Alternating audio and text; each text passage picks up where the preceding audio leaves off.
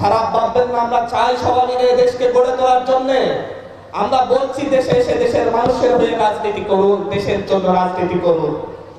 দীর্ঘ সময় ধরে আওয়ামী অত্যাচারের কষাঘাতে নির্যাতিত হয়ে আপনারা দেশ থেকে দূরে আছেন, কিন্তু যেদিন শেখ হাসিনা পতন হয়েছে আপনাদের সকল মামলা খালাস হয়ে গিয়েছে। কোনো মামলা নাই, কোনো কিছু নাই, তারপর কি দেশের মাটির ধান নিতে আপনাদের ইচ্ছা হয় না? কেন আপনারা এখনো দেশের মাটিতে বসে আছেন? প্রধানমন্ত্রী তো নিশ্চিত হলেই কি দেশে আসবেন?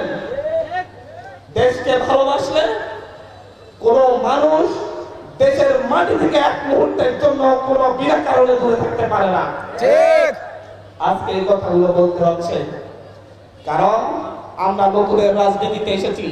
এই বাংলাদেশের মানুষ 54 বছরের সেই বাইনারি রাজনীতি যদি গ্রহণ করতো, পরিবারতান্ত্রিক রাজনীতি যদি গ্রহণ করতো, তাহলে এই দেশের ছাত্র জনতা 24-এর অভ্যুত্থান ঘটাতো না। 24-এর অভ্যুত্থানের মধ্য দিয়ে পরিবারতান্ত্রিক রাজনীতির প্রতি দেশের মানুষ না বাস্তবতা দেখিয়ে দিয়েছে।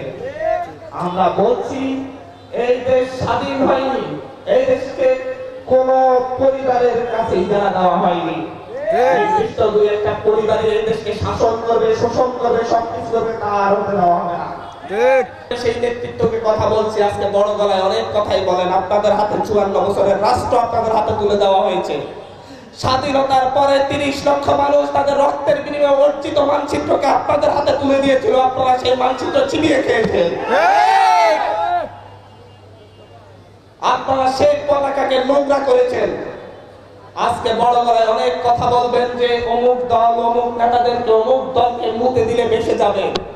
কিন্তু মুখতে তো 16 বছরও পারতেন, মুখে দিতেন, সব ভেসে যেত। তাহলে আমাদেরকে অন্তত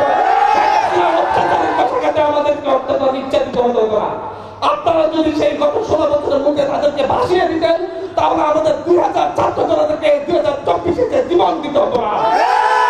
যদি 2014 সালের বালির ট্রাককে সরাতে পারতেন, তাহলে আজকে আমাদের এখানে এসে বক্তব্য দিতে হতো না। আমরা বই পড়তাম, বিক্রি করতাম বিসিসের জন্য।